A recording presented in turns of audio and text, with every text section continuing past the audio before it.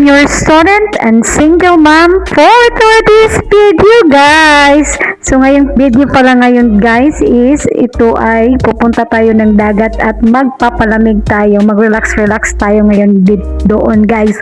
So bago pa kami pumunta doon, guys, bibili muna kami ng isda sa palengke. So ito yung palengke namin, guys, dito sa Mindanao. So maraming ispili at yung pinili natin ay bangos. Ayun na, guys, no, nandito na tayo.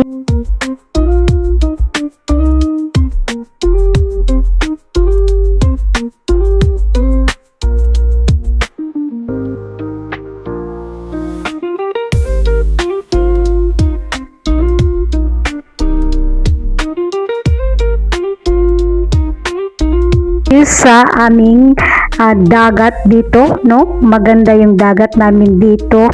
So yun, ayan, may nag-cottage kami at yung cottage na binayaran namin 300 pero may mga 500 dyan. So ngayon, guys, na nag-prepare na ako ng kinilaw kasi nga ito ay isa sa mga paborito kong pagkain, guys. Yes, masarap talaga ang kinilaw. So ganyan na, guys, no, tignan nyo kung paano ako gumawa ng kinilaw pero wala kaming mga plato or ano ba dyan. So yung ano na lang yung kung anong meron kami, yun na lang yung pinagkasya or anong ginamit ko, no. So yung tagtaran ko, yung tignan nyo naman, no.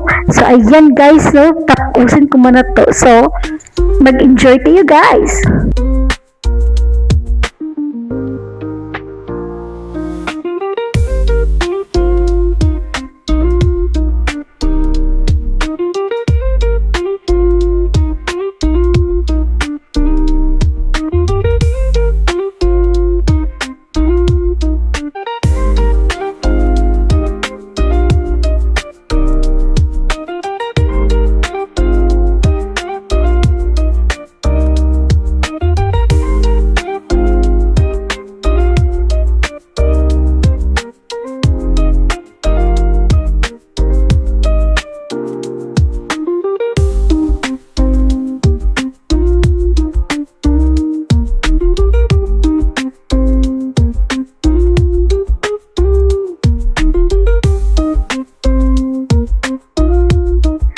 Guys, tapos na tayo magluto. So ito yung kanin, kinilaw at saka bangus. Yum, yum, yum, yum, yum, yum. So kain tayo, guys. So ayan nyo, kumain na yung anak ko kasi nga excited na siya magligo. Tara, let's, no, maligo na tayo at mag-swimming na. So ayan, guys, no, pupunta na kami. Oh yan, nag-i-enjoy yung anak ko, guys. So let's go.